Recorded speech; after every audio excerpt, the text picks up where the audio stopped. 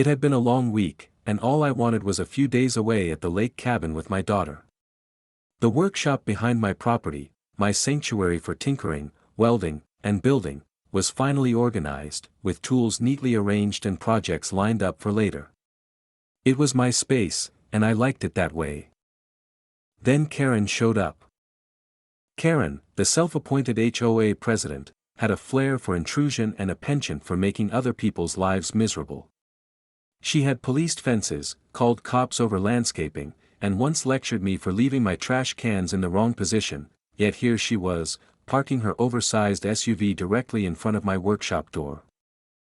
I walked out of the house just in time to see her get comfortable behind the wheel, scrolling on her phone as if she owned the property. "Karen," I called, waving. "That's my workshop entrance. You can't park there." She glanced up, smirking. "Oh, don't worry. I'll just be a minute." "It's fine." A minute turned into 5. I sighed. This wasn't the first time she had ignored me, and I realized that words weren't going to work. So, I decided on a more permanent solution. I grabbed my welding mask, gloves, and equipment, and walked over to the workshop door. Karen looked up, startled. "What are you doing?" she demanded. "Securing my property," I replied calmly. "You'll have to move your car if you want to leave." Karen jumped out of the SUV, waving her arms. You can't weld the doors shut while I'm in front of them." I grinned behind my mask. "Watch me." The sparks flew.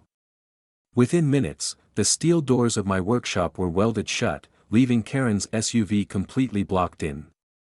She scrambled around, trying to see if there was any escape route, but it was useless. I stepped back, removed my mask, and gave her a friendly wave. "Enjoy your wait," I said, walking back to the house. I finished packing my bags, loaded up the car, and left for the lake cabin, the workshop door gleaming under the afternoon sun, permanently sealed until she moved her vehicle legally. Karen was trapped behind the doors, forced to either wait until she could call a tow truck or embarrass herself attempting to explain the situation to the authorities. By the time I reached the lake, the stress of Karen's intrusion melted away. My daughter and I fished, swam, and roasted marshmallows by the fire. The phone buzzed with updates. Neighbors had witnessed Karen's predicament, some taking discreet photos, others shaking their heads in disbelief. When I returned a few days later, Karen had finally called for a tow truck. She looked furious, but her arrogance had been tempered by the experience. I simply nodded politely and stepped aside, letting the truck do the work.